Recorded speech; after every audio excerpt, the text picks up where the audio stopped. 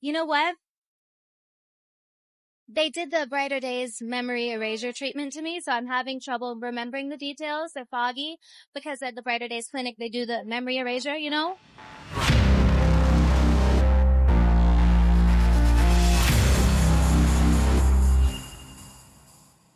On the island, I saw him Okay. in the bedroom. Can you explain what you mean by shape-shifting here? Well, when I was in the bedroom with him, because he used to take me into that small bedroom, and it was always dark and really cold. And then it was almost like when he was orgasming or something. Like I looked at him and suddenly his face like grew like big like this. And then I saw these huge black eyes like this. And then a big mouth with this horrible tongue and like this sort of dragon horn stuff, which is like almost like the devil. But I just, I saw him turn into this horrible, creepy thing. And I wasn't on drugs, I wasn't drinking alcohol, nothing like that was allowed. Like a lot of people think there were parties going on there. There weren't any parties. There was no alcohol, absolutely not allowed. Like, I smoked, but I had to smoke far away, and hide. And I had to wash my hands after smoking. And they were very fanatical. They did not like things like that. But I could have been drugged. I don't know, because again, when you're in a place like that, they could slip something in your drink, in your water or in your food. We hear a lot about what Jeffrey Epstein has done, but who was he? Let's take a look at his past. Jeffrey Epstein was born on January 20th, 1953 in Brooklyn, New York. He came from a working class family. His father worked for the New York City Parks and Recreation Department, and his mom was a stay-at-home mom. And everybody who knew Jeffrey Epstein when he was younger only has good things to say about him. They said he was a sweet guy, he was quiet and nerdy, and he even was given the nickname Epi as a child. Jeffrey also started playing the piano at the age of 5, and he was regarded as being a very talented musician. He eventually graduated high school in 1969 and then went on to university, but he never finished his degree. Now this is where it gets interesting. So in the year 1974, Jeffrey Epstein starts teaching physics and mathematics at a local school. The headmaster of the school was known for hiring random people, and it's unclear how Jeffrey Epstein got hired, but he wasn't qualified to be teaching there. And according to former students who had him as a teacher, he paid extremely close attention to the young female students.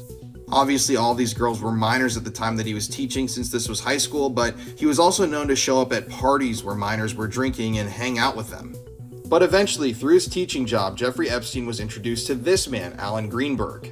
Alan Greenberg was the CEO of the investment bank Bear Stearns, and his son and daughter attended the school that Jeffrey Epstein was teaching at. And eventually, once it was found out that Jeffrey Epstein wasn't qualified for the job and his performance was poor, he was fired, and he then was recruited by Alan to join Bear Stearns. Now, this is where Jeffrey Epstein moves into the financial world and starts making a lot of money. He eventually worked his way up the ladder at Bear Stearns, but was eventually let go because of a violation with his work. He then founded his own investment company, and this is where things get really strange. Jeffrey told friends at the time that he oftentimes worked for governments to help them recover embezzled funds, and he would also work for people who had embezzled funds. He also told some of his friends at the time that he worked as an intelligence agent. One fact that could point out that this might have been true is that Jeffrey Epstein had possession of an Australian passport with his photo on it but a different name. His place of residence was also listed as being Saudi Arabia. This relates back to one of the later cases in Jeffrey Epstein's life, when a U.S. district attorney stated that they were initially told to leave Jeffrey Epstein's case alone because he was considered to be a part of intelligence. There are a lot of connections that do point to Jeffrey Epstein possibly being some sort of intelligence agent, but if you want me to cover some of those, I can make a whole different TikTok.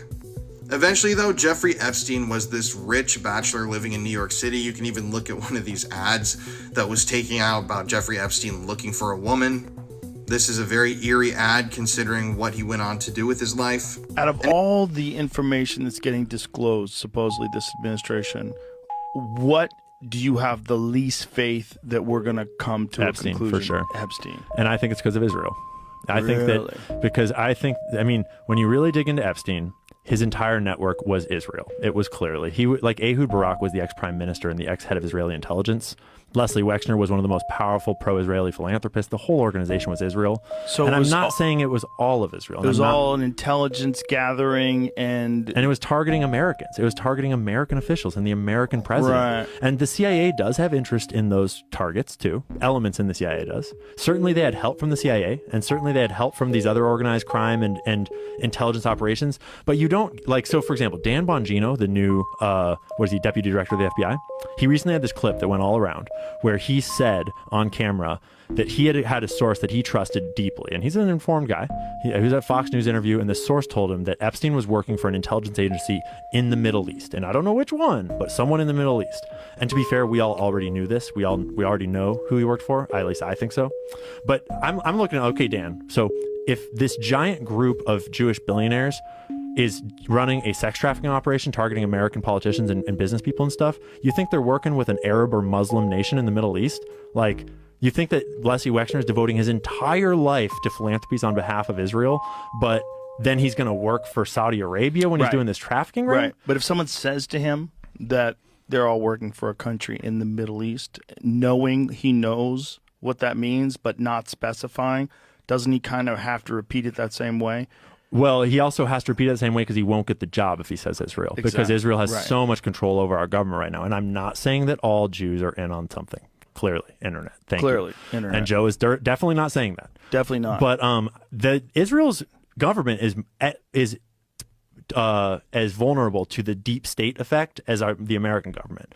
But I would argue that Israel's government is way more vulnerable to it because of the people that founded Israel and the way it was founded. It was founded in a modern time, much more recently, by, like, it was a revolutionary founding. And I can totally sympathize with the Jewish desire to have that state. Like, I get it. But because of the way that happened, the people that founded Israel were a bunch of organized crime figures in America, the Jewish mob, that were helping with money and with arms trafficking to get the guns there because they had to have guns. And it was the Rothschild banking family sending a whole bunch of money and getting the declaration in the first place. And then the people that were there, the three different organizations, the Irgun, the Lehi group, and the Haganah, those were the three, like, paramilitary groups that fought to found Israel, and they're like the heroes of Israel, which I understand the narrative that they're heroes, but when Israel was officially founded, they officially designated Irgun and Lehi as terrorist organizations because they had been bombing civilians. They'd been bombing British civilians. The first official act of terror before they changed the definition was the bombing of the King David Hotel, where these terrorists, these Lehi and Irgun terrorists, a bunch of different groups, the guy who planned that bombing later became the prime minister of Israel. They were bombing civilians. And like, so when those are the groups that are fighting to found that nation, even if all the Jews there are wonderful people, the leadership is inherently composed of these people that have been deeply corrupt for all time. And so you get this fertile ground for this kind of deep state effect to take power. And when you start to research the heads of state of Israel over history, you realize that a bunch of them were in those groups doing those terrorist acts and have done a bunch of dark stuff because those were the people that were at the top of that military organization. Like, those terrorist organizations reformed to form the IDF. And what's interesting is party. You can talk about this now, Exactly. post-October 7th. It opened wide open. Post-Gaza. You want to know a funny story, actually? I didn't know shit about it. And I started doing 9/11 stuff. And I was doing a 9/11 video on my YouTube. And I knew about the Dancing Israelis conspiracy theory that is very much a real set of documents. And I knew that I'm not allowed to talk about Israel for some reason. And I didn't really know why. And I realized, like, I better fucking understand this thing before I crater my new channel and career on this topic I don't understand. If I'm going to take a stance against Israel at all, I should understand why and how. And so I started doing research, and I shelved that research, and I switched to researching Israel and Palestine and the history there and what's going on. And I finished the video, and it was October 6th. And I was like, I was very worried because it's like, you weren't allowed to talk about it. And I had just made this whole documentary about the history of Israel, Palestine, and the propaganda and what it all was. And I published it on October 6th on my Locals channel. And I kind of had this, like, lean back and, like, if that's the end of the ride and I get canceled for this shit, so be it. And then literally the next day, and I'm not saying that October 7th was a good thing, but I'm saying that literally the next day, the entire internet was ablaze about Israel and Palestine, and everyone was talking about it. Wow. And it was the weirdest fucking coincidence. Like, and suddenly it was like, oh, all right, let's fucking dig this thing open. Because unfortunately, it is, I mean, I think fortunately, I think that the state the state of the Israeli influence that sustained them for so long, that was essential to them surviving this long, I think that it has grown cancerous to the Jewish faith in general, because Jeffrey Epstein is the perfect example of this. Jeffrey Epstein was the world's most prolific and evil sex trafficker that we know of so far, ever. And he very clearly was a Jewish organization of Jewish people working on behalf of Israel and other groups. And so that's a dark stain on Israel and on the Jewish people if you own it. Diddy's lawyer just quit on the spot, and the reason is beyond disturbing. Anthony Rico has spent his entire career defending the world's worst and most violent criminals, and he's made millions of dollars doing it. But he drew the line at P. Diddy. Why is that? He's walking away from P. Diddy's case like that, no hesitation, on the spot, cold turkey. And he's saying no amount of loyalty, no amount of money, no amount of fame is going to keep him representing P. Diddy. Why is that? Rumors are swirling that something far more sinister is behind this decision. Something that is forbidden and sinister is going on behind closed doors. I can't say it on here. Use your imagination. This isn't just another celebrity scandal. Do you know just how bad you have to be for a lawyer like Anthony Rico to quit on you like that? Real question is, what could be so disturbing that this man would quit on him cold turkey like that? Something had to be seen that was just, nope, under no circumstances am I continuing to represent. And he's represented the worst of the worst. Mob bosses, celebrities, like the worst people of society. And he's drawing a line at Diddy. Holy crap. Details are still under wraps, but there's a lot of people speculating that there are some seriously dark forces involved, if you know what I mean. What do you think is happening?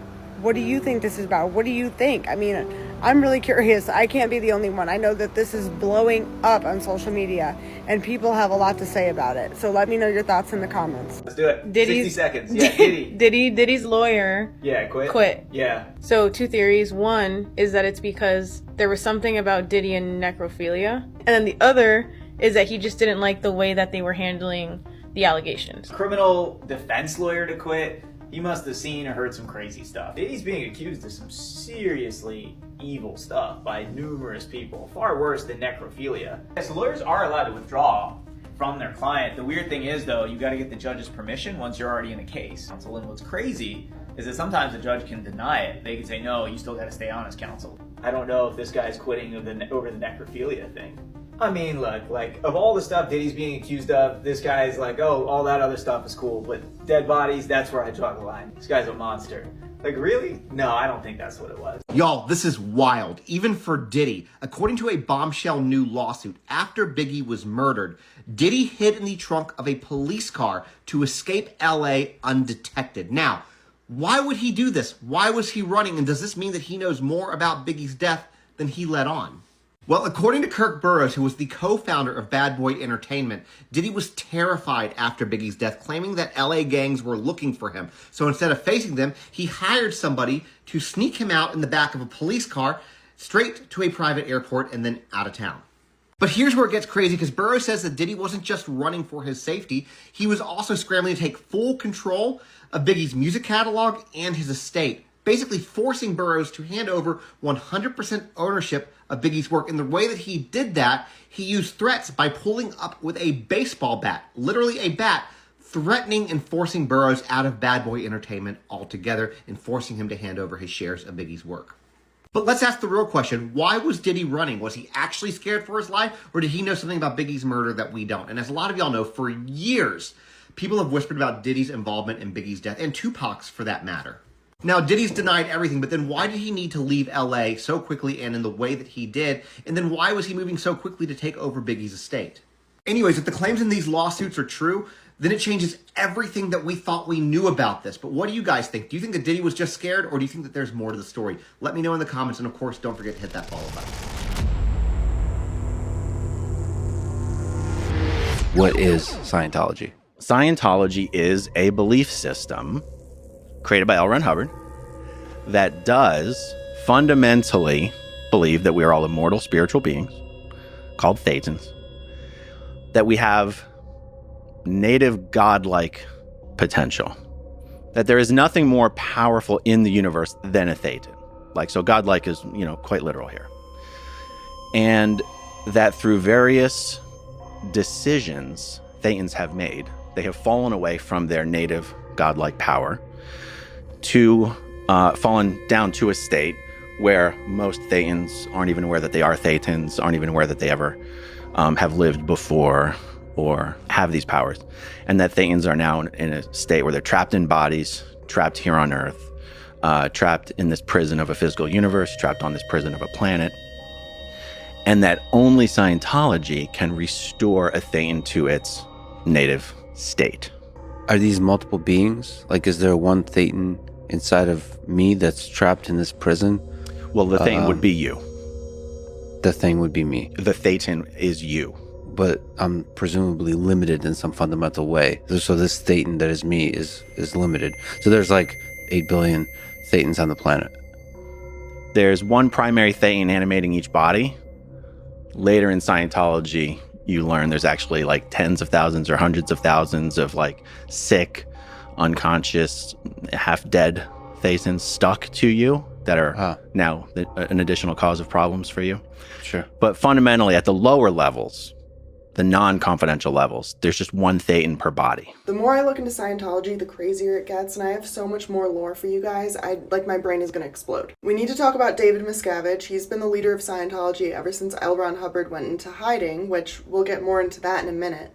And we also need to talk about Shelley Miscavige, who's David's wife, who has been mysteriously missing since 2006. So David and Shelley both grew up in Scientology. Shelley joined the Sea Org when she was 12. If you missed my last video, the Sea Org is this elite group of members of Scientology that are actually just way overworked and abused. And Shelley had a big job in the Sea Org because she was part of this group of teenage girls that served L. Ron Hubbard. Their entire job was basically to snitch on people who were breaking the rules and to just do whatever L. Ron Hubbard wanted. And when L. Ron was asked why he picked teenage girls for this job, he said that he got the idea from Hitler. He said that Hitler was a genius for his idea to create the Nazi youth. So everyone was afraid of Shelley and these other little girls because they knew that if they got in trouble, they would have to go to the RPF. Meanwhile, David actually became an auditor when he was 12 years old because he was seen as a sort of prophet. He did one auditing session and it apparently cured him of all of his allergies and asthma. And David had his sights set on being a high-up member of this church from the time he was very young. So David and Shelley met when they were teenagers, and they just had this perfect Scientology romance. And L. Ron Hubbard went into hiding when David was 19. And he went into hiding because he was quite literally losing his marbles. He was extremely paranoid. He also did have a lot of lawsuits against him. So not even his wife knew where he was for 6 years, but apparently he was in communication with David because David was such a trusted member of the church. So David was basically communicating with the church on L. Ron Hubbard's behalf, and he was making the church a lot of money. He was the one who made it so that Scientology became tax exempt in 1993, which is just so crazy and frustrating, but everyone loved him because of that. So basically, he slowly kept getting more and more power while L. Ron was in hiding. So then David tells everyone, hey, L. Ron Hubbard is dead. He died of a stroke, which is awkward because he's supposed to be immortal. But they said, of course, that he actually was immortal. It's just that his soul traveled to a different body, something like that. So at this point, David and Shelley were in charge of the church, and they were on a big mission to get as many famous people to join as they could. They recruited Tom Cruise, famously, Katie Holmes, Nicole Kidman, Lauren Prepon, Danny Masterson, ew. Also the parents from that 70s show. They were really doing their thing. Also, side note, there's a whole group of Scientologists whose entire job is just to keep Tom Cruise happy. So they're kind of killing it, but at the same time, David is known for having really violent outbursts. He hit people, choked people, was really aggressive, even if people just looked at him the wrong way. One ex-member actually testified and said that he had ordered his secretary to punch her in the face because he didn't like the way that she answered his question. And David was the one who created something called the Hole, which is literally a prison for Scientologists. It's on the Scientology compound. They have to sleep in sleeping bags on the floor. There's no temperature control. It goes up to 106 degrees. They're fed scraps out of buckets. They're isolated. They're abused. It's insane. And they can be in there just for disagreeing with David or rubbing David the wrong way. Also, people can be in the hole for up to years at a time. and then they're forced to come out of the hole to go to these Scientology events to save face, and then put back in the hole. So David's obviously a supervillain, and people reported that Shelley started to notice that he was kind of like losing his marbles, and he was getting really frustrated with her. He was getting really angry and violent towards her, and she was just trying to be on her best behavior. So then in 2005, David goes on this trip, and he doesn't bring Shelley, and people noticed that Shelley was really upset. Then when he got back from his trip, he had a complete meltdown, and he was super aggressive towards everyone, especially Shelley. He was yelling, screaming, throwing things. So then he goes to LA on this other trip for the church, and Shelley reportedly went to LA to try to work things out with him. Then Shelley came back, and she just seemed really off, really nervous, just really unwell. David comes back from his trip, and Shelley completely disappears. No one sees her at all for 2 years. And Shelley was actually really good friends with Leah Remini, and she starts to get really worried about her friend. So she starts to ask everyone, hey, where's Shelley? And they tell her they're not answering that question and that she's not a high enough rank in the church to ask questions like that. So Leah ends up filing a complaint to the church about her friend being missing because she's like, something is not right here. And they end up interrogating Leah for the next 3 months until she eventually retracts her complaint. Then in 2007, Shelley is seen in the public for the last time at her father's funeral. And apparently there were 2 other Scientologist men with her that were keeping a close eye on her the whole time. And again, she just seemed really on edge and off. Then she disappears again, and no one has seen her, at least in the public, since. And Leah actually filed a missing persons report in 2013, but nothing ever came of it. Basically, the theory is that Scientologists are holding her captive somewhere. I mean, she hasn't been seen in the public at all since 2007. Like, that's crazy. Scientologists are also known for taking really aggressive action to people that are speaking out against the church. So if I go missing, it's them. Beyonce has been replaced by a clone, and she warned us this would happen. A lot of fans have forgotten, but last year, during a concert, Beyonce was acting strange, almost like she was a completely different person.